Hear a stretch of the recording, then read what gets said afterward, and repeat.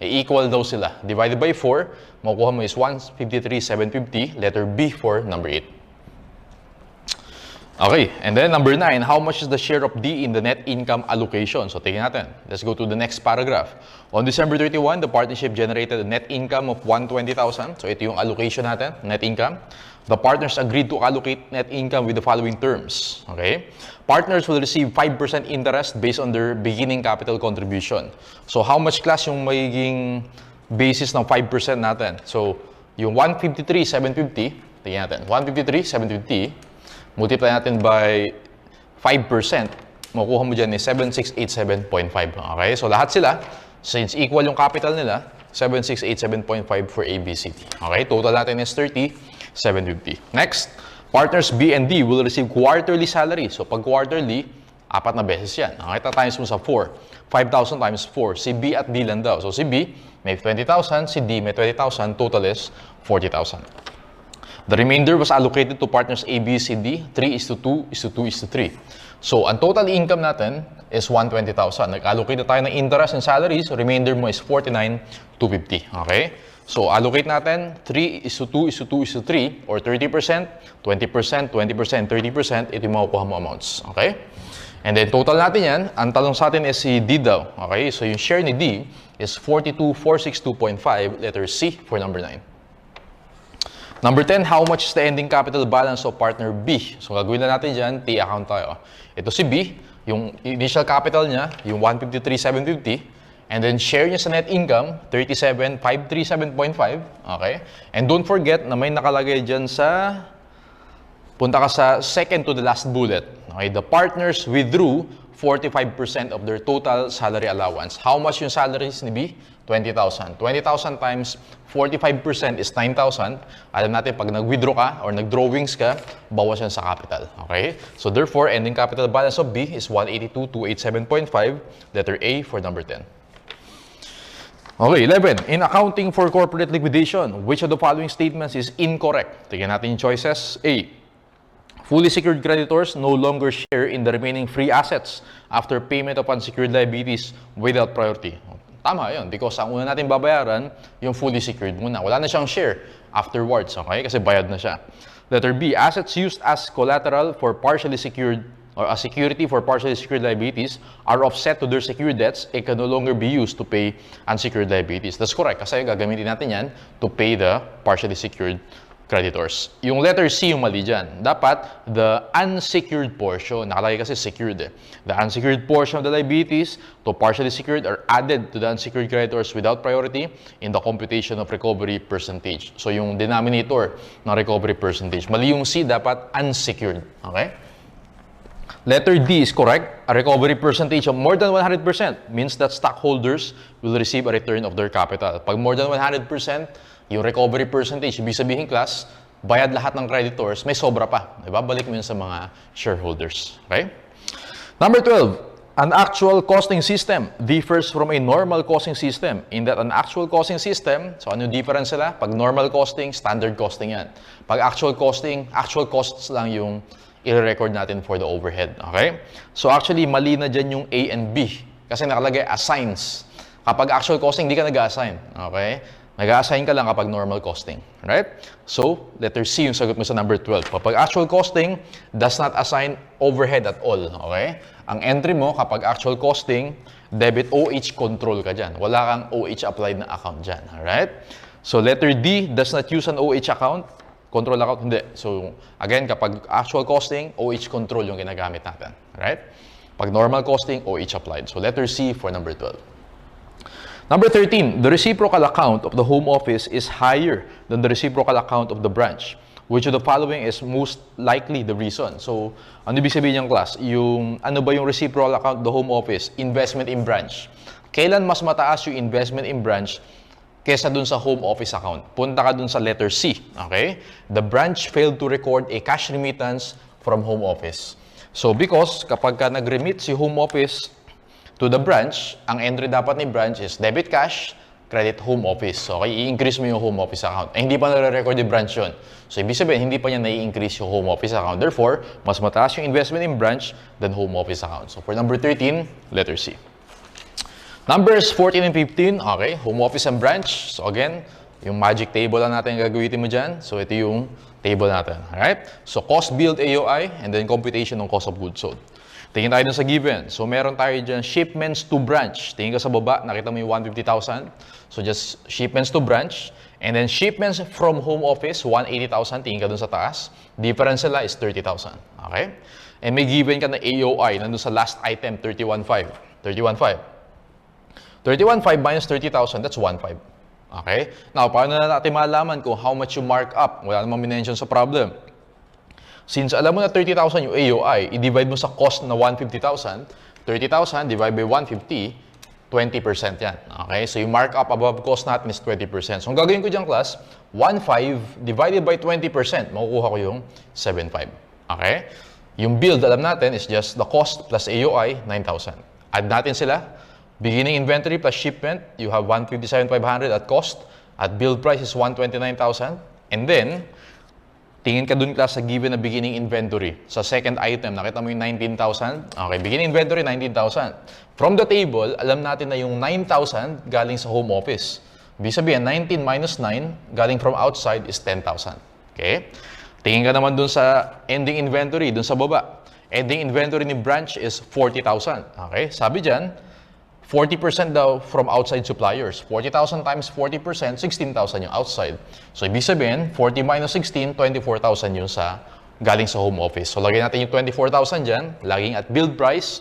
24,000 divided by 1.2, makukuha mo yung 20,000. The difference na is 4,000 and from there, makukuha mo yung cost of goods sold at cost and at build price. Okay, ano ba yung tanong sa atin? How much is the overstatement of the branch's cost of sales? So, alam natin, kapag ganyan, ang question is AOI in cost of goods sold. So, sagot mo dyan, 27,500, letter D for number 14.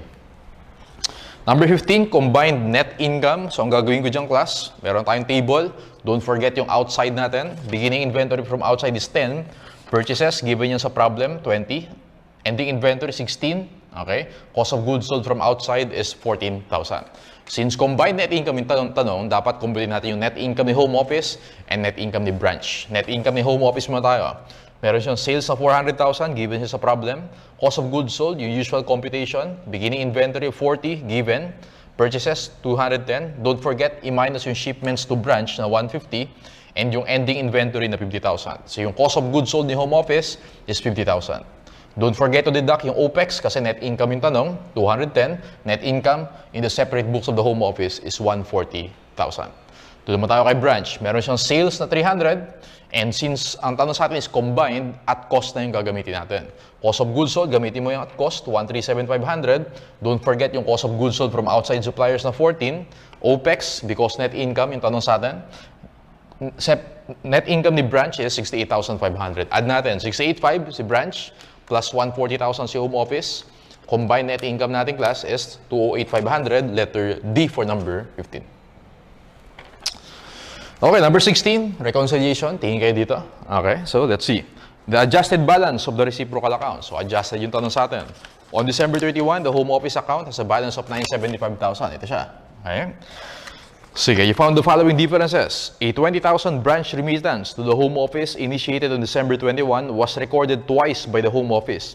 Tama ba, class? Pag nag-remit si branch to the home office, ang entry ni home office, debit cash, credit investment in branch. E dalawang beses siya nag-credit. Ibalik mo yung isa. Add back natin yung isa.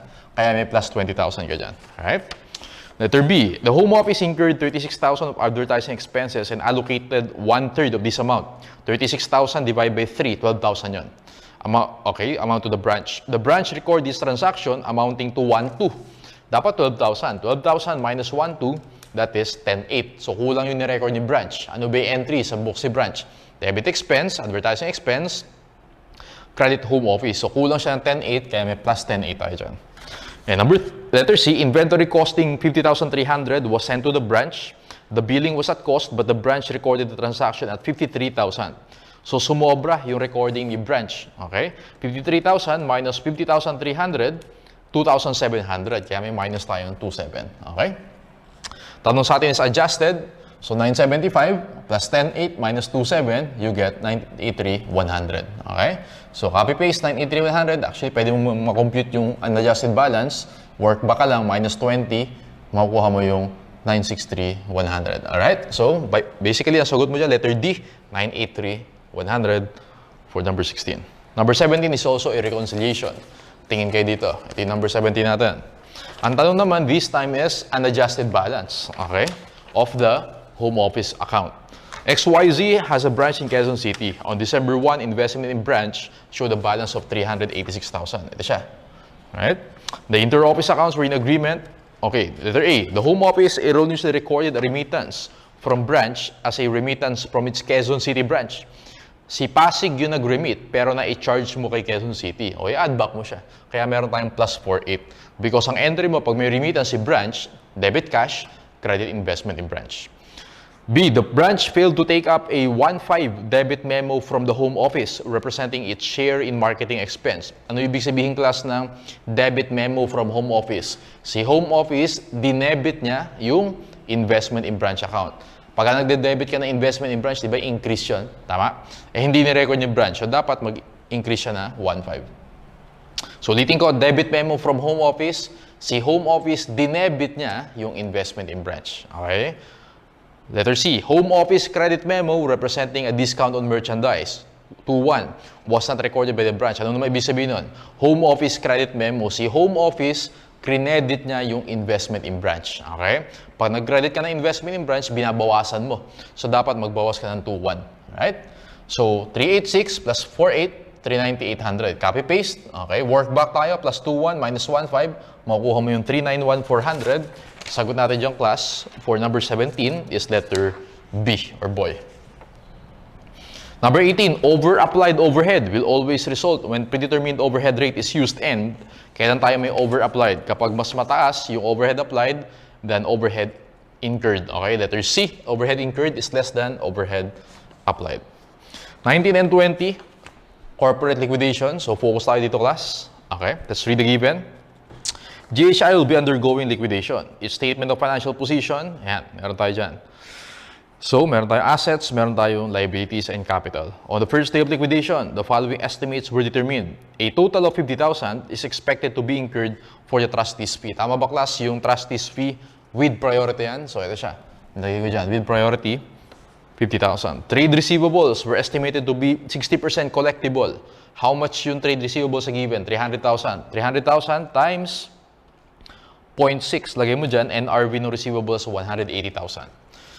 20% of the inventories were deemed to be completely obsolete.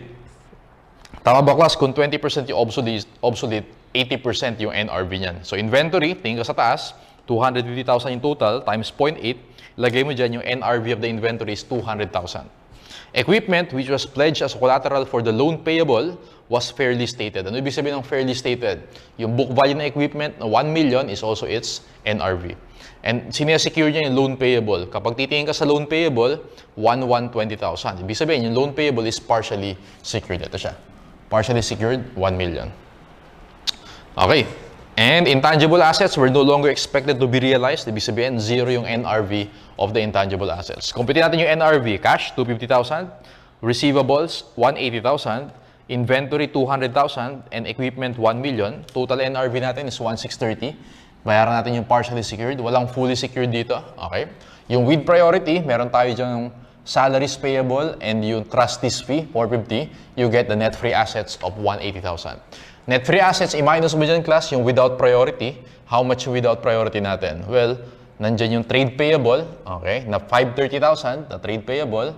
And then, plus, yung, ano pa, nandyan din yung unsecured portion of partially secured, tama? Na 120,000. Okay, kasi yung loan payable, ang sinisecure mo doon is, ang total loan payable is 1,120. Ang sinisecure mo lang is 1 million. So, yung unsecured portion, 120. 530 plus 120, in yung total without priority. Therefore, net free assets minus without priority, deficiency mo 470, letter C for number 19. What is the recovery percentage? Recovery percentage is net free assets, 180, divided by yung without priority natin, na trade payable, plus yung unsecured portion, dapat nakuha mo dyan, 27.69%, letter A for number 20. Okay, numbers 22 to 23. This is about income allocation siya. Alright? 22 and 23. So, tingin kayo dito. Let's read the given. A and B are partners in a partnership which earned 630,000 net income. Yun yung total net income natin. Earned during the year. A is a capitalist industrial who originally invested 300. B is an industrial partner who also manages day-to-day operations. So si A lang yung nag-invest. Okay? All capitalist partners are given 7% interest. Tama ba? Si A lang yung capitalist partner dito. 300,000 times 7%, 21,000. All industrial partners, pareho silang industrial partners, are given a monthly salary, 10,000. 10,000 times 12, 120,000. Pareho sila, 240. The managing partner may earn a bonus equal to 5% of the net income after interest, salaries, and bonus, and the remainder is shared equally. So, compute natin yung bonus. Actually, na-compute natin dyan is 17,571. Paano mo nakuha yan, sir? So, yung bonus daw is equal to 5% of net income after interest, after salaries, after bonus. Okay? So, B is equal to 5%. Net income sa problem is 630,000. Okay? Minus interest na 21,000. Minus salaries na 240,000 minus bonus. Okay? So, solve for B. Ang makukuha mong bonus dyan is 17,571. Okay? So, ang may bonus dyan, yung nagmamanage, si B. Right? And then, the remainder mo is 351,429 i-divide by 2. Share nung dalawa. Okay? Ang tanong si A. So, share ni A is 316,714.5. So, number 22, how much is the bonus? 17,571. Letter B. Okay, so asuman by 21. Sagutan ba natin yung 21? So sa 21 tayo, okay. Anyway, balikan natin yung 21 mamaya. So 22 muna tayo, how much is the bonus? 17,571. Okay. And then how much yung share ni A? 316,714.5, letter B. Balik muna tayo sa 21, na skip pala natin. 21, which of the following statements regarding corporate liquidation is correct? Letter A. Revenues earned and expenses incurred are found in the statement of realization and liquidation. So, mali yan. The estimated recovery rate can be used with fully secured. Hindi, 100% lagi ang fully secured. Letter C yung tama dyan. The current and non-current classifications accounts no longer matter. Tama yun kasi liquidation eh. Okay?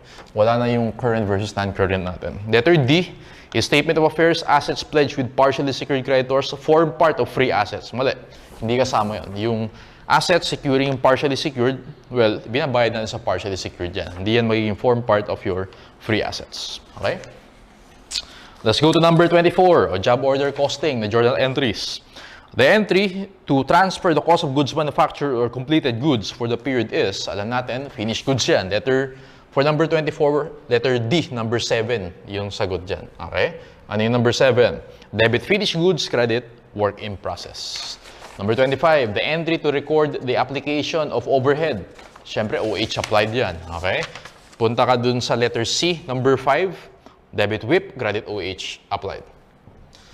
Number 26, the entry to record depreciation or yung actual depreciation. Siyempre, OH control naman yan. Tama? Punta ka sa letter B, number 3, debit manufacturing overhead control, credit accumulated depreciation. Letter B for number 26. 27, 28, COGM or cost of goods manufactured. Tingin kayo dito, class. Okay, compute the total manufacturing cost and compute the COGM. One Take Corporation is a manufacturing company and uses the job order costing system. The following information is available as of March 1. Ito yung beginning balance. So, meron tayong materials, materials is 486. WIP natin is 10,710. Okay, nilagay ko sa T account. In analyzing the job order cost sheet, the records disclose the composition of work in process on March 1 were as follows. Actually, yung composition yan, hindi yan mahalaga sa atin. The total manufacturing activity during the month of March, purchase direct materials 60,000. So, lagay mo siya dyan sa debit. And then, direct labor hours, work 9,900 hours at 5 per hour. So, multiply natin. 99 times 5, direct labor mo is 49.5. Ito siya. Okay? And then, factory overhead, 2.5 per direct labor hour. Kung 9,900 yung direct labor hours, times 2.5, 24,750 yung OH natin. Okay? And then, meron tayong ending balance na materials, 51,000. Solve for X. Raw materials used mo is 57,600. 57,600 plus 49,500 plus 24,750. Total manufacturing cost mo dyan, 131,850. Letter A for number 27. Ipasok mo yan sa WIP. So may beginning balance tayo ng WIP. Total manufacturing cost, lagay mo yan sa debit. May ending balance yung WIP given sa last part, which is 24,210. Okay, double check natin. 10,710 plus 131,850 minus 24,210, you have 118,350. COGM natin, letter B for number 28.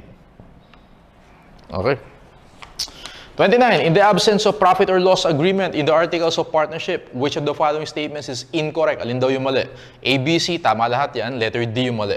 If only the share of each capitalist partner in the losses has been agreed upon, the share of each capitalist partner in the profit shall be in the same proportion. Mali yun.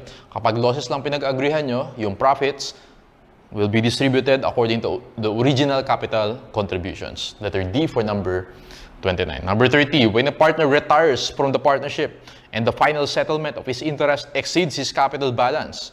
Tama ba kapag ganun, mas malaki binayad mo dun sa retiring partner? Ibig sabihin, merong bonus to retiring partner. Punta ka sa letter B. Reduces the capital balance of the remaining partners. Meron tayong bonus to the retiring partner. Number 31, how much daw is the balance of the finished goods? So dito, backflash costing. Ano yung mag-form part of your finished goods? Well, basically, nandiyan yung raw materials and yung CC applied. Okay, sinulat ko ba yan? Ito siya. Number 31, raw materials purchased and requisition, 110,000. Direct labor cost, actual cost yan. Actual factory overhead cost, hindi yan kasama. Ang isasama mo dyan yung applied conversion costs na 270. 110 plus 270, finished goods mo dyan class, letter B, 380,000. 32. The following events pertain to JKL Corporation during the period. Sabi dyan, prepare the entry to record number 3 transaction above using backflash costing. Punta ka sa number 3. Goods with raw materials costs 180,000 were finished and conversion cost of 170,000 were applied. So debit, finished goods, punta ka sa letter B. Credit RIP, 180. Credit CC applied, 170. Okay, alam natin, yun yung entry natin under backflash costing. Letter B. When the home office ships merchandise to the branch at billed prices, the credits to shipments to branch account is at, o kapag shipments to branch, at cost yan. Minilagay akong freight. Isasama mo ba yung freight? Hindi mo isasama yan. Bakit sir? Kasi ganito yung entry niyang class. So si home office, kapag nag-ship siya, debit investment in branch, credit shipments to branch. Okay? Paano sir kapag may freight? Sino mong gabayad ng freight? Si home office. Si home office. Ano yung credit ni home office? Cash. Okay? So cash yan. Kaya ibig sabihin class, yung shipments to branch mo still at cost yan. Hindi mo isasama dyan yung freight. Okay? In the books of the branch naman, debit shipments from home office, debit freight in. Siya yung magre-record ng freight in. Okay? Credit home office. Alright? So, letter D for number 33 at cost pa rin yan. Number 34, if a partner with a debit balance, pero solvent naman. So kapag debit balance pero solvent, makakapag-invest yan. Letter B, partner must invest additional assets in the partnership. Okay, 35 onwards. Nasaan yung solution natin dyan? Ito siya. Okay. ABC form ABC partnership to operate a hardware business. The following is a list of their contributions. May given a book value, may given a fair value. Alam natin, fair value yung important sa atin. So si A, nag-invest siya ng cash 132,000 plus yung land na 188, total is 320,000. Si B naman, fair value is 100,000, inventory is 75, 175,000. Si C, 120,000 na cash and then equipment na 90. And take note, sabi dyan sa baba, yung B as an accounts payable of 50,000 of the inventory and C as a mortgage payable of 60. Ang inassume lang daw is mortgage payable. Kay C. Kaya ima-minus mo yun. So ulit natin, kay C, meron siyang cash na 120,000, meron siyang equipment na 90 plus 90, minus mo yung mortgage payable na 60,000. Kaya ako nakuha yung 150. Okay? Total mo yan, 645. Sabi diyang class, yung capital ratio daw, 50, 20, 30. Multiply mo siya, 50%, 20%, 30%. Yun yung capital balances of the partners. Alright? Pero tingnan natin yung number 35. How much is the net asset contribution of C? Na-compute natin earlier, 150,000. Letter C for number 35. 36. What is the beginning capital of B or partner B, boy? 129,000. Yan yung 20%. Okay, letter B for number 36. 37, share of net income of A. O, tingnan natin. Let's continue reading the problem. Pero ingat ka, sabi dyan, April 1 nag-start yung partnership. Okay? April 1 to December 31, 9 months lang yun. So the partnership started operations on April 1 and reported net income of 305,400. So yun yung net income niya. Okay? Bullet number 1, 10% interest to each partner's beginning capital. So ito yung mga beginning capital nila. Multiply by 10% and don't forget, April 1, 9 over 12. Ayun, 9 over 12 yan. Ito yung interest ng mga partners. 24,187.5 for A, 9,675 for B, 14,512.5 for C. Total is 48,375. Bullet number 2, salaries of 30,000 per quarter. April 1 nag-start, ilang quarters na lang yun? Tatlo na lang, okay? 30,000 times 3, kay A meron siya 90,000, kay C may 90,000, total is 180,000, okay? Next, bonus of 10% of net income after interest, salaries, and bonus. Compute natin class yung bonus dito. Okay, so, lagay mo natin yung equation. B is equal to 10% of net income minus interest, minus salaries, minus bonus. Okay, so B is equal to 10%. How much yung net income natin sa given? Nakalagay dyan, 305,400 minus interest, total is 48,375. Okay, minus salaries na 180,000 and then minus bonus. Okay, solve for B. Ang makukuha mo dito class 7,002. Take note, kapag bonus, hindi mo prinoprorate. Huwag ka mag-multiply na 9 over 12 dyan. Okay, interest lang ipoprorate mo. So 7,002 kay A. And then, yung balance, remainder, 70,023, divide by 3 sila. So ito yung mga share ng mga partners. Okay, ang tanong sa atin is share daw ni A. Sagot mo dyan, 144,531, letter D for number 37. Number 38, capital balance of C. Okay, si C, asan si C? Tingnan natin. Si C, solve na lang natin. Mag-T account tayo for partner C. Tama ba class? Si C, okay, may beginning capital balance siya na 193,500. So lagay ko dito, 193,500. And then, share ng net income ni C is 127,853.5. Wala namang withdrawal sa problem. Walang mga drawings. So, add mo sila. Makukuha mo dyan is 321,353.5. So, for number 38, capital balance of C is letter D. Okay? 321,353. Number 39, which of the following transactions will increase the normal balance of the home office account? Kailan ka daw mag-credit sa home office account? Punta ka sa letter B. Debit memo received from the home office. Si home office, nag-debit siya ng investment in branch. Pag nag-debit ng investment in branch, increase yan sa investment in branch. Therefore, kailangan mo ring increase yung home office account. Letter B for number 39. Number 40, which of the following interest calculation basis is least susceptible to manipulation? On the best dyan is letter C, weighted average capital account balance. Alright? Let's go to number 41. So ito yung solution natin for home office and branch. So madali lang siya. The following information, okay, so may given sa atin. Shipments to branch, 500, given yan. Shipments from home office, 625. So, ibig sabihin class, AOI mo is 125,000. 125,000, i-divide mo yun sa cost na 500, 125 divided by 500, 25% yung markup natin, okay? And may given na allowance for markup or yung AOI natin na 150,000. So, 150 minus 125, you have 25,000. 25,000, divide mo siya by 25%, makukuha mo dyan is 100. 100 plus 25, 125,000. Okay? Sabi dyan, all shipments are completed before December 31, meaning walang shipments in transit. Yun yung ibig sabihin dyan. So, meron din tayong given na beginning inventory dyan. Tama? Nakalagay sa books ni branch, 200,000. So, 200,000, pero sa table, makukuha mo dyan, 125, yan yung galing sa home office. 200 minus 125, galing sa outside, 75,000. Ending inventory, tingin ka sa baba, nakalagay dyan, total 150, okay?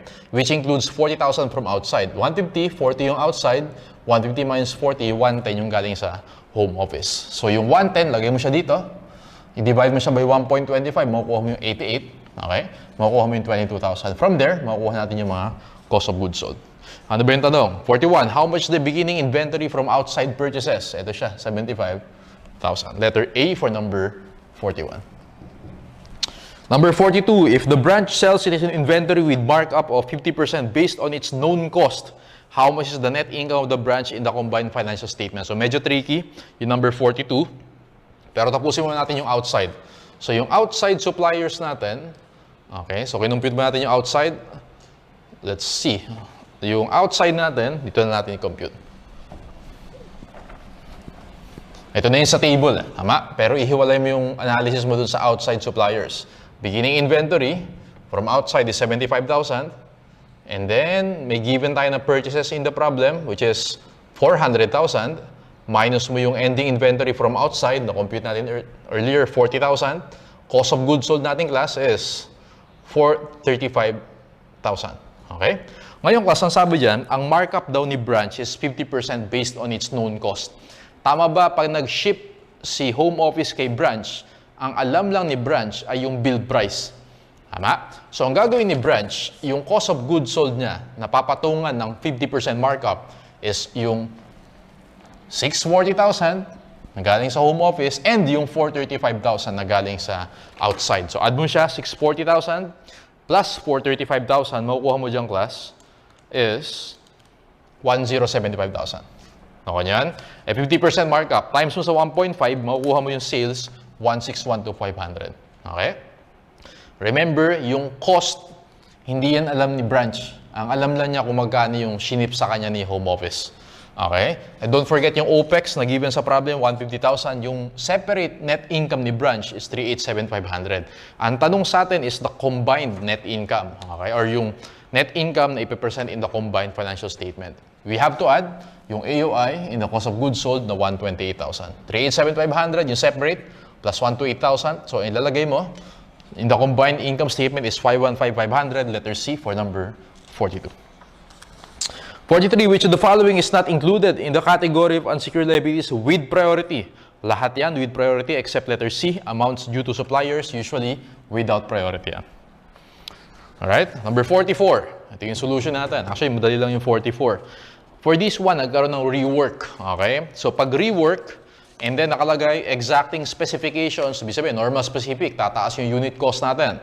Pero kapag ni-rework mo, yung good units mo, yung defective units, magiging good units ulit. Okay? So, ginawa ko dyan, class. Let's read the given. Incurred the following cost for 200 units. Kaya 200 units yung denominator natin. Materials, labor, overhead, 53,200. Ayan siya. Sabi dyan, direct cost of 10 rework units. Materials, 2,000. Labor is 3,200. Okay, walang overhead. Lagyan mo ng overhead. Hindi pwedeng walang overhead. Yung labor natin is 3,200. Okay? So, 3,200 times 150%. Yun daw kasi yung factory overhead. 3,200 times 1.5, you have 4,800. Okay? So, ulitin ko. Materials na 2,000. Direct labor na 3,200. Overhead na 4,800. Kaya nakuha ko yung 10,000. Alright? So, add mo lang siya. Don't forget na pag rework units, magiging good units yan. Divide mo sa 200. 316 yung unit cost natin. Letter D for number 44. 45. In accounting for partnership liquidation, cash payments to partners after all creditors have been satisfied, but before the final cash distribution. Hindi pa di-distribute lahat ng cash. Okay? Should be according to, alam natin, SAPE payments yan. SAPE payments computations, letter D for number 45. Okay, so let's go to, ano to? This one is, ayan, so meron tayong admission, okay, of partners. 46 to onwards. Ito muna tayo. Sige, A and B are partners sharing profits in the ratio of 60-40. Ang balance sheet prepared for the partners show the following. So meron tayong A capital 133,000 and then si B capital 108. Ayan siya, unadjusted balance. On this date, the partners agree to admit C as a partner. C will invest cash into the partnership. Assets and liabilities are to be restated as follows. So an allowance for possible uncollectible, 4-5 is to be established. So lagay ko dito, class. Tama ba kapag mag-establish ka ng ADA, minus yan sa assets, so minus sa capital. Alright? Next, inventories are to be restated at their fair value of 170. Tingin ka dun sa balance sheet, 165 yung inventory. Gagawin daw 170. So plus 5,000 ka dyan. Plus 5,000. And then, accrued expenses, so liability yan, expense yan, minus yan, 4,000. So, ang total adjustment mo dyan, class, is negative 3,500. So, inallocate natin, 3,500, 60-40, adjusted capital balances of A and B. Ang tanong dyan is, how much daw yung i-invest total capital of the partnership. Tama ba, class, kung si C, mag-i-invest siya for 20%. Kasi nakalagay sa last paragraph, ABC will divide profits and losses in the ratio of 5:3:2. The partners agreed to align their capital balances. So, ibig sabihin class, yung adjusted capital balances of A and B represent 80% of total capital. Kaya pag dinivide mo by 80%, ang total capital ng partnership is 296,875, letter A for number 46. 47, cash settlement between A and B. Allocate natin. Total capital, 50%, 30%, and 20%. Okay? Now, si B, or si A, ang capital niya originally is 130,900. Si B naman, 106,600. Okay? So, paano mo i-analyze yan? So, ang mangyayari, yung difference nila is 17,537.5. Sino mong babayad? So, ang mangyayari dyan, class, si A, dapat ang capital lang niya is 130,900. Pero ang binigay sa kanya is 148. Sobra yung binigay kay A. So, kailangan bayaran ni A si B. Alright? Kaya sagot mo dyan, letter A. A will pay B 17,537.5. A for number 47. Numbers 48 and 49. Nasa yung solution natin dyan. 48 and 49, ito siya. Okay, so tingin kayo dito. Natin. This is corporate liquidation. We have assets, liabilities, and equity. Okay. The mortgage payable is secured by the building having an NRV of 400,000. Tingin ka dun sa mortgage payable. Nakita mo sa mortgage payable na yung 428,000. Okay. Pero tingin ka dun sa last paragraph, meron tayong accrued interest on mortgage payable 4,280. So, 428,000 plus 4,280, mortgage payable mo is 432,280. Ang nagsisecure sa kanya is building na 400,000. Therefore, partially secured si mortgage payable. Alright? Ayan, bayaran natin si mortgage payable. 400,000 lang ibabayad mo sa kanya kasi partially secured siya. Next, accounts payable amounting to 75,000 is secured by receivables amounting to 90,600, 99 of which is uncollectible. So, 90,600 minus 99, yung NRV of the receivable is 80,700. Tama ba, class? Yung accounts payable, 75,000 daw dyan ay sinesecure ng 80,700. Fully secured yung 75,000. Kaya minus natin yan. And then, yung total accounts payable sa given is 120,700. Tama? Sa balance sheet. 120,700 minus 75,000, yung natitirang accounts payable is 45,700. Walang mention about it without priority yan. Next, the balance of receivables, which is a realizable value of 187,000, is used to secure the loan payable. Tingin ka sa loan payable, nakalagay dyan 130,000. Ang security niya is 187,500. Fully secured dyan, yung loan payable. Kaya bayaran natin yan. Buo, 130,000. Inventory has an NRV of 41,200. So, yun yung NRV niya, 41,200. In addition to our recorded liabilities, meron tayong accrued interest on mortgage payable, liquidation expenses 11,300, taxes is 5,600. 11,300 plus 5,600 plus mo yung salaries payable sa balance sheet, 85,000. Yung total with priority natin is 101,900. Ito siya. Okay? Tingnan natin yung NRV. Cash, given siya, 150,000. Receivable, actually yung receivable, makikita mo yun sa given, sa gitna. Dalawa yan. So, yung unang receivables, 80,700. Yung pangalawang receivables, 187,500. Kaya nakuha ko yung 268,200. For the building, dun sa second paragraph, NRV daw niya is 400. Total NRV, 859,400. Bayaran natin yung fully secured, accounts payable and loans payable. Partially secured, the mortgage payable. With priority, 101,900.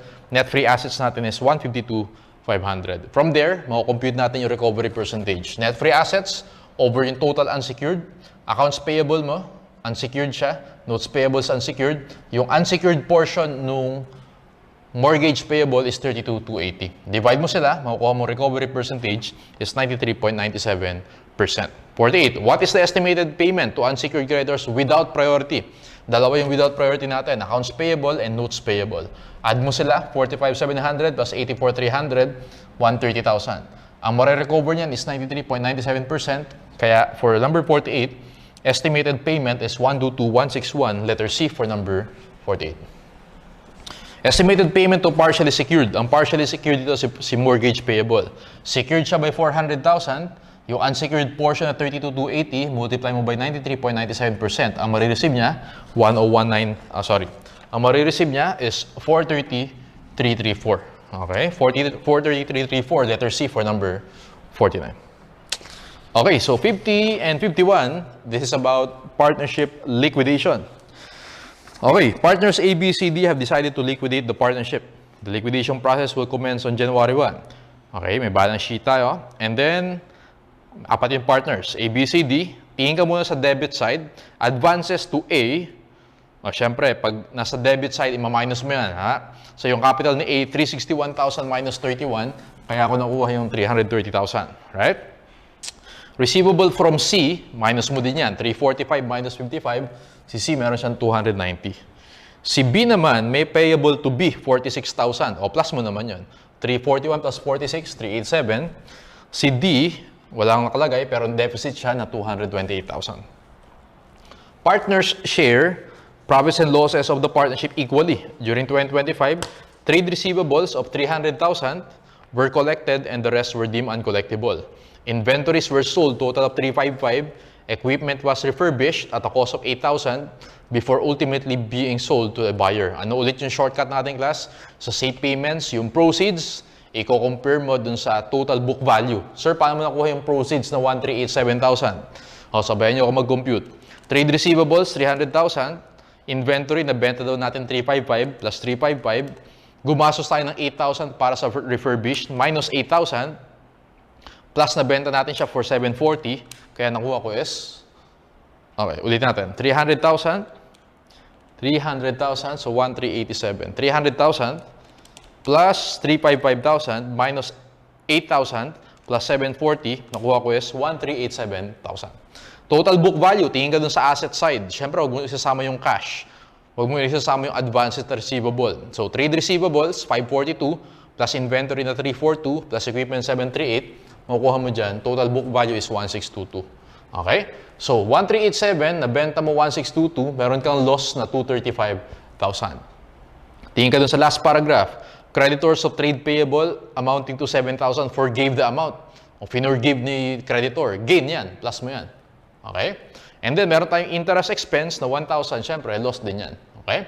Total loss natin is 229. 229,000, i-allocate mo yan to the three partners, equally, okay, A, B, C, D, 229,000, divide by 4, makukuha mo dyan 57,250. Kaya minus lahat yan.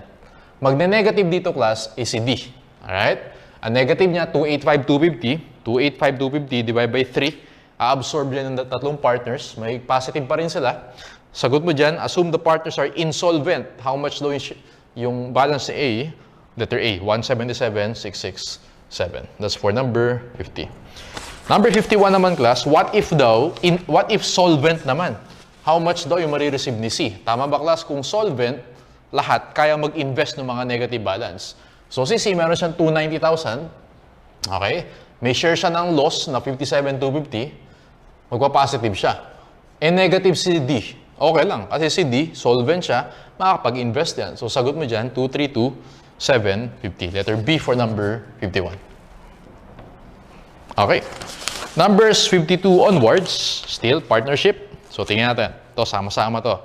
The following is a statement of financial position of WXY. So, tingin kayo dito, class. 52 onwards, ito siya. So, meron capital si W, 360. Okay. Si X naman, 190. And si Y, negative 10,000. Right? Now, number 52. Assume that the partners agree to admit Z to the partnership for a capital credit of 150. So, merong admission. Take note sa problem na yan, merong loan to Y and may receivable from X.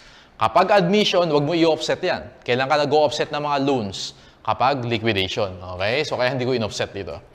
Ngayong class, ang i-invest ni Z is, how much i-invest niya? 200,000. Tama? Ang total niyan, 360 plus 190 minus 10, negative si Y dito, is 740. Pero ingat ka, kasi sabi dyan, yung 150,000 daw na i-invest ni Z, represents 20% of the total partnership. So, ibig sabihin, 150 divide by 20%, ang total capital is 750. 740 lang to. Ibig sabihin, difference nila, meron kang revaluation ng asset. 10,000. Okay? 10,000 allocate natin sa, syempre, yung mga old partners lang. 50% yung P&L ratio ni W, 5,000. Si X naman is 30% and si Y naman is 20%. So yung adjusted capital nila, 365 si W, si X 193, si Y naman negative 10 plus 2, negative 8,000. Okay? So si Z ay 200,000.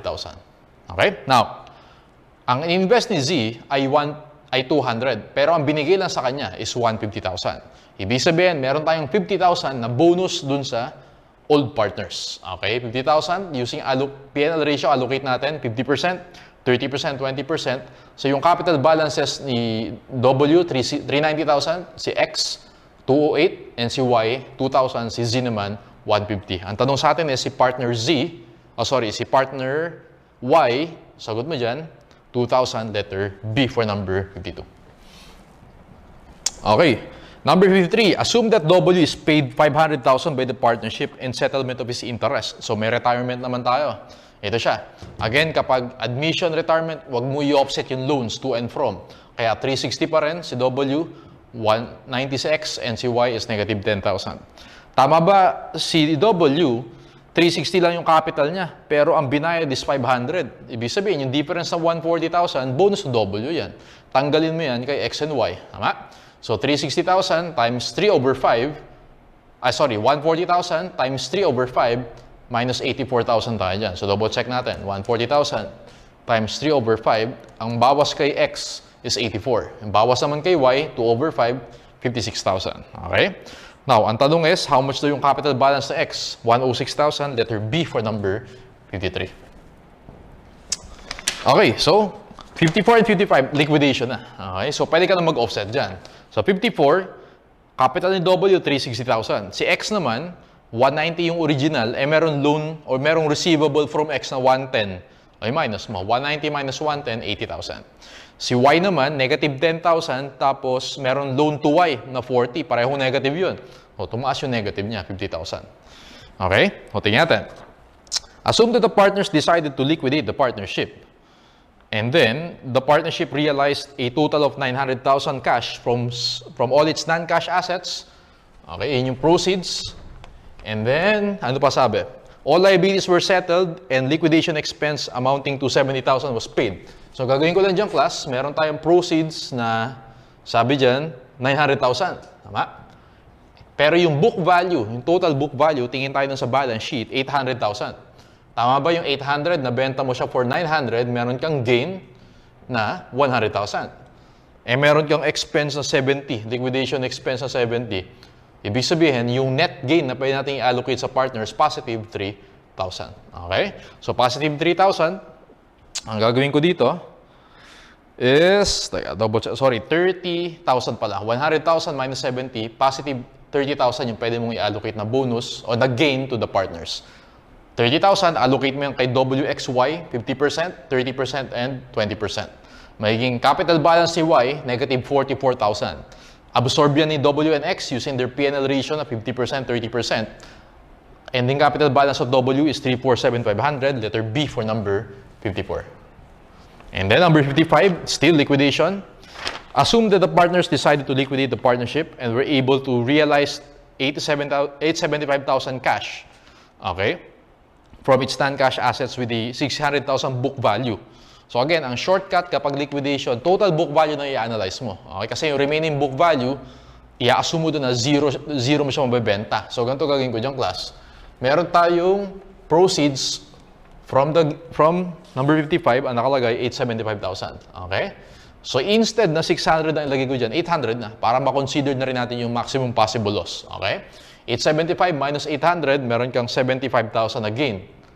Right? And then, sabi sa problem, meron daw liquidation expenses na 10,000. So, expenses, negative yan.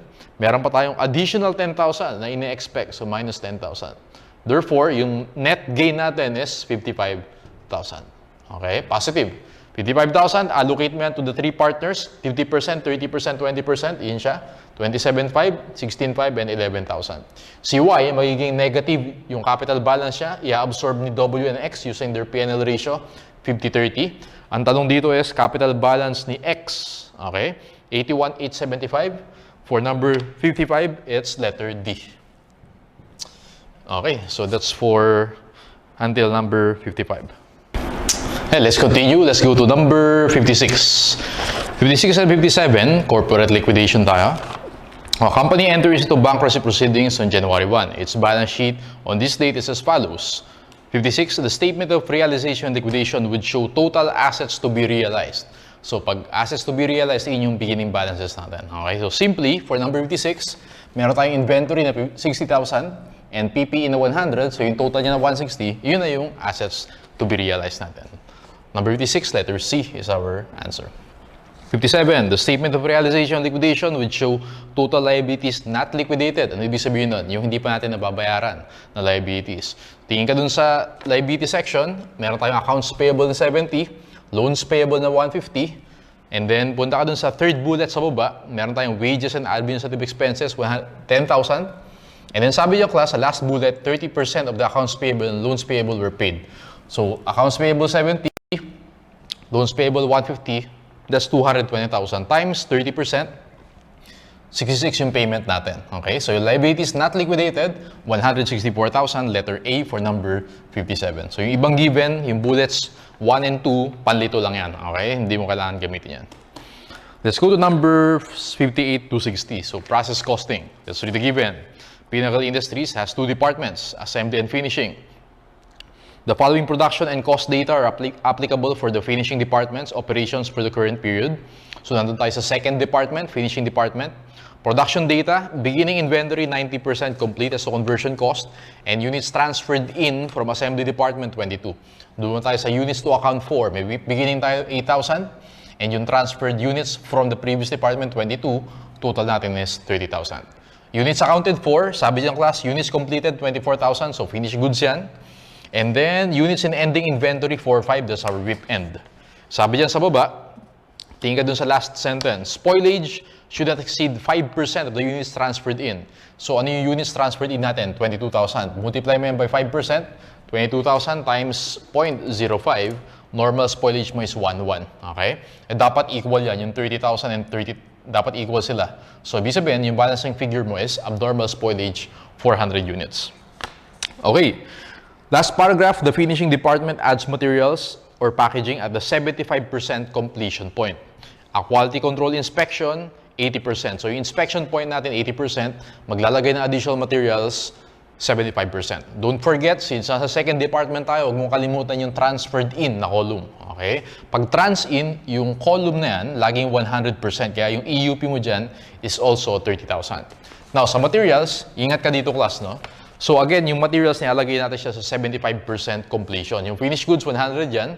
Normal spoilage and abnormal, 100. Bakit sir? Kasi yung inspection point is 80. Doon pa lang na, ibig sabihin, may materials na, yung spoil units, bago sila i-inspect. Pero yung WIP end mo, 0%, kasi sabi dyan, 20% complete pa lang yung WIP end. So EUP as to materials, 25,500, kaya sagot mo sa number 58. What is the EUP for materials? A, 25,500. Okay, next is conversion cost. So conversion cost naman class, meron tayong 100% for finished goods, normal spoilage and abnormal spoilage at inspection point yan, 80%. WIP end natin is 20% complete, EUP for conversion cost, 26,100. Computin natin yung cost per EUP. Sabi dito, weighted average daw yung ginagamit. Pag weighted average, isama mo yung cost sa beginning inventory or sa WIP beginning. So yung WIP beginning, sa transferred in muna tayo, nakalagay diyang class, is 40,800. Plus mo yung current cost na 113,700, divide mo sa EUP na 30,000, cost per EUP for transferred in, 5.15. Same thing for materials, beginning is 24, current is 53,775, divide mo sa EUP, you get cost per EUP 3.05. And then for conversion cost, beginning is 4,320, and then current is 11,079, EUP is 26,1.59, sagot natin. Okay, number 59, what is the cost per EUP for the conversion cost? 0.59, letter B for number 59. Number 60, what is the unit cost? Kapag ang tanong is unit cost, i-add mo lang yung cost per EUP. 5.15 plus 3.05 plus 0.59, unit cost mo is 8.79, letter A for number 60. Okay, 61 and 62. So joint and byproduct costing. DEF company manufactured joint products X and Y product Z was a byproduct. The total cost up to the split off point was 40,800. Yan yung joint cost natin, representing 4,000 units produced.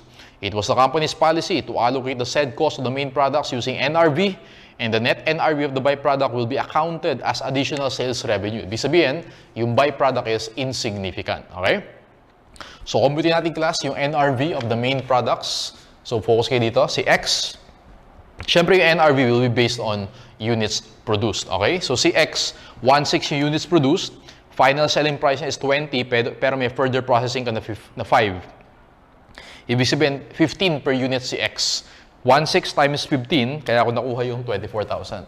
Same thing for Y, 2,000 units produced times 18, which is the selling price minus processing cost, you have 36,000. And then, since insignificant yung byproduct, huwag mo siya i-minus sa joint cost. So, yung total 40,800, allocate mo siya using their NRV, makakompute mo dyan, 16,320 for X, and then 24,480 kay Y. Ang tanong sa atin si Y, so 24,480, letter D for number 61. Number 62, what is the total amount of revenue recognized for the year? So, tingnan natin, ilan yung nabenta nating X? 1,400 units, tama? Times 20 yung selling price. Kaya nakuha ko yung 28,000. Si Y naman, 1.5 yung nabenta natin, selling price is 25, nakuha natin yung 37.5. Yung byproduct, remember, lagi siyang measured at NRV, okay? Ano yung NRV na byproduct? Selling price is 10, 6 yung processing, so 10 minus 6 is 4, okay? Kaya yung binenta na 300, multiply mo by 4. Makukuha mo yung 1, 2. Total natin, 66,700. Letter C for number 62. Okay, number 63 and 64, meron naman tayong job order costing. Okay, may spoilage and may rework. Okay, tingnan natin. Number 63, what is the unit cost assuming both defect and spoilage were attributable to exacting specifications, so normal specific? Units produced dyan is 20,000. Okay, so una natin gagawin dyan, ihiwalay mo muna. Merong spoiled units na 300 according sa given. Ibig sabihin, 20,000 minus 300, good units natin, 19,700. Yun yung mapupunta sa denominator natin later. Okay? So sa spoiled units, meron tayong 300, multiply mo by 36. Ano yung 36? Yan yung unit cost natin. Materials 10, labor 14, 12 is overhead, 36 in total. Ito yung cost ng spoiled units. Cost ng good units, 19,700 times 36 is 709,200. So gagawin ko dyan, doon muna tayo sa good units, 709,200 plus yung rework, sa muna ko sa 7,000. Take note na ang ni-rework natin ay 500 units. Okay? 500 units. Ang cost ng rework, for materials, labor is 6, and overhead is 4. So 14. 500 units times 14 per unit, yung rework natin is 7,000. Ito siya. Okay? Specific. I-charge mo yun sa units natin. Spoilage, i-plus mo yan, and then i-minus mo yung NRV ng spoilage na 6,000. Sa muna ko yung 6,000. Nakalagay dyan, sales value of spoiled units, 20. Ilan ba yung spoiled? 300. 20 times 300, 6,000. Okay? So 709,200 plus 7,000 plus 10,800 minus 6,000. I-divide mo sa total good units, you get 36.6, letter C for number 63. Okay, number 64, kahit hindi na natin i-compute yan. Bakit, sir? Kasi kapag normal, common, or abnormal, hindi nagbabago yung unit cost mo. Still, 36 for number 34, letter A yung unit cost natin. Number 65, 66, activity-based costing. Okay? Believing that its traditional costing may be providing misleading information, it employs traditional costing, applying manufacturing overhead on the basis of machine hours. Alright? So, ito yung mga activities natin. Tingin ka dun, class, sa machine hours. Nakita mo ba yung 30,000 machine hours sa table? Okay? Under machining costs, 30,000 machine hours. And then yung total overhead natin is 1.8 billion. So, ang ginawa ko dyan, 1.8 million total overhead. Ang basis mo daw sa traditional costing is 30,000. Ibig sabihin, yung overhead rate natin is 60 pesos per machine hour. Okay? Now, ang tanong is unit cost. Kasama yung direct materials and labor. Direct materials, 4.4. Direct labor natin is 0.75. Okay? Overhead na lang. Overhead natin is 60 pesos per machine hour. So, tingnan natin, class. So, sabi dyan, meron tayong expected production 20,000 units. Nakita niyan? Tama ba? Kung 20,000 units yung ipoproduce natin and per batch is 5,000 units, 20,000 divided by 5,000, 4 batches yan. Okay? And then, nakalagay dyan, tingin ka dun sa last item, Machine hours required, 80 hours per batch. Kung meron tayong 4 batches, 80 hours, ibig sabihin 320 hours yung i-consume natin. 80 per hour yung overhead rate. 60. O times 60. 4 batches times 80 machine hours per batch times 60, makukuha mo total overhead is 19,200. Per unit yung kino-compute natin. I-divide mo sa units produced, 0.96. Kaya DM 4.4, DL 0.75, 0.96 OH, 6.11. Total unit cost under traditional costing, letter C. Sir, what if naman activity-based costing? Same lang yung direct materials and direct labor natin. Yung overhead lang tayong kakaiba. So, punta ka dun sa activities, dun sa taas. Yung first natin is materials handling. Okay, materials handling natin class. Nakalagay dyan, 6 million yung budgeted activity. Budgeted cost is 720,000. So, 720,000, i-divide mo sa 6 million, makukuha mo dyan is 0.12 per part. Ito siya, 0.12. Okay, ilang parts ba yan? 20,000 units. Tingin ka dun sa baba, nakalagay 5 parts. So, second to the last item, 5 parts daw. O, 20,000 times 5 times 0.12. Kaya yung materials handling natin, 12,000 yung overhead natin dyan. Punta tayo sa setup costs. 315,000 yung total cost, divide by 750. 420 per setup. Ito siya. Ilang setup ba kailangan? Well, ang setup dyan nakalagay 2 per batch. Tingin ka dun sa third to the last item, 2 per batch. 4 batches yung na-compute natin earlier. Ibig sabihin, 2 per batch, 2 per batch, 4 times 2, kaya 8. So, 8 times 420, setup cost mo dyan, 3,360. Machining costs, total is 540,000. I-divide natin by 30,000. 18 pesos per machine hour. Okay? So, 18 pesos. Ilan ba yung machine hours natin? 80. Okay? Ilang batches? 4. Okay?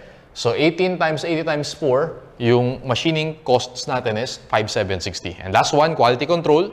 225,000 divided by 500, you have 450 per batch. And na-compute na natin earlier, meron tayong 4 batches. So, quality control is 1,800. Total overhead, 22,900. Igawin natin per unit by dividing it by 20,000. 1.1 per 6. Add natin, materials 4.4. Labor 0.75. Overhead 1.1 per 6. 6.3. Letter D for number 66. 67, corporate liquidation, profit or loss. Okay, so ganito lang siya. Assets to be realized, 1.9. Add mo yung assets acquired, you get total assets. Assets not realized, 840. Ibig sabihin, yung book value na binenta nating assets, 1,160. Kaya lang, nabenta mo lang siya for assets realized for 600. Book value, 1,160. Nabenta mo lang for 600, meron kang loss na 560,000. So, ito siya, loss. Next natin, liabilities. Liabilities to be liquidated, 1.3 million. Assumed 30,000. Total liabilities natin is 1,330,000. And then, yung hindi natin nabayaran is 637. So, ibig sabihin, yung book value of the liabilities na binayaran natin, 693. 693, ang binayad mo, 700. Therefore, may loss ka na 7,000. Alright? And according to the problem, may supplementary credits or other income na 603. Supplementary charges or other losses na 180. All in all, meron tayong loss na 144,000. Letter B for number 67. Okay, so last one, process costing. Okay, so ito na yung last 3 items natin. GKL Production uses process costing system. Okay, the following information were available. WIP beginning 50,000, transferred in 150. So ibig sabihin yung total units to account for natin is 200,000. Okay, 200,000. Completed units 120 pero FIFO, I think FIFO yan nakalagay sa second to the last sentence. So ibig sabihin yung completed units natin class na 120,000 ihiwalay natin. Okay? So 50,000 galing sa WIP beginning, and then since 120 in total, 120 minus 50, 70,000 yung galing sa started. Okay, next. Sabi dyan, tingin ka dun sa last paragraph. Third to the last sentence pala. Normal losses are at 10% of the units transferred in. Ilang units yung na-transfer? 150,000 times 10%, 15,000. Okay? Yung WIP end natin, given 60,000. Kaya ang total, 200. So, ang balancing figure mo, abnormal spoilage, 5,000. Okay? And take note na nandun tayo sa second department. Don't forget na meron tayong transferred in column. Huwag makakalimutan yon. Lagi siyang 100%. Therefore, yung EUP mo sa transferred in, 200,000. Tingin tayo dun sa last paragraph. This department adds all materials at the midpoint. Ibig sabihin, 50%, nagdadagdag ka ng materials. Immediately after the inspection point. So, inspect mo na. bago maglagay ng materials. Kaya class, yung normal spoilage at abnormal spoilage natin, walang materials yan. Kasi walang sense, di ba? Nung in-inspect mo, alam mo spoiled units yun, huwag mo nalagyan. Okay? Ngayon, yung materials sa WIP beginning natin, 0% kasi nalagyan mo na yan last time. So started, always 100% yan. And then, tignan natin. Okay, so, yung WIP beginning natin, 70% complete kasi to. Tama? So last period, nalagyan mo na yan. Kaya hindi ka na maglalagay this period. Kaya class, yung WIP end natin is 30% complete. So hindi pa siya nalalagyan ng materials. EUP as to materials, 70,000. Conversion cost, 70% complete. So 30% this period. Started, 100%. Inspection point mo, 50%. WIP end, ang completion is 30%. EUP for conversion cost, 113,000. This is FIFO. So, ibig sabihin yung current cost natin sa transferred in, 1,020,000, divide mo sa 200. Cost per EUP sa transferred in is 5.1. Sa materials, current cost is 224, divide by 70,000. Cost per EUP sa materials, 3.2. Sa conversion cost naman, current cost is 452, divide mo sa EUP na 113. Cost per EUP is 4 para dun sa conversion cost. Okay, solve natin yan. How much do yung finished goods? 50,000, okay, plus 70,000, plus 15,000 kasi normal spoilage kasama yan, okay, normal spoilage. Multiply natin siya sa 5.1, okay, makuha mo dyan 688,500. Doon naman tayo sa, yun yung transfer din, doon naman tayo sa materials. Sa materials, ang 100% mo na dyan is 70,000. Kaya 70,000 times 3.2, ito yung sa materials mo, 224,000. Okay? Sa conversion cost naman, 15,000 plus 70,000 plus yung normal spoilage na 7.5, multiply mo sa cost per EUP na 4, 370. Huwag mo kalimutan yung cost sa WIP beginning kasi FIFO yan. Ibig sabihin, total finished goods natin, 1,826,500. Letter C for number 68. Number 69, how much is the ending work in process? So, tingin ka lang sa WIP end. Okay? So, yung WIP end natin, 60,000 sa transferred in, multiply mo sa 5.1. Wala kang 0% ka sa materials. Okay? So, yung next mo na, yung conversion cost, 18,000 times 4, 72. WIP end natin, 378,000. Letter A for number 69. Last one, number 70, abnormal spoilage. Tingin ka dito sa column ng abnormal spoilage. Doon tayo sa transferred in, 5,000 times 5.1, 25,500. 0% yung materials mo, so dun yan sa 2.5 na conversion cost, times 4, 10,000. Total normal spoilage is 35,500. Letter B for number 70. So, okay, so that's it for our first pre-boards.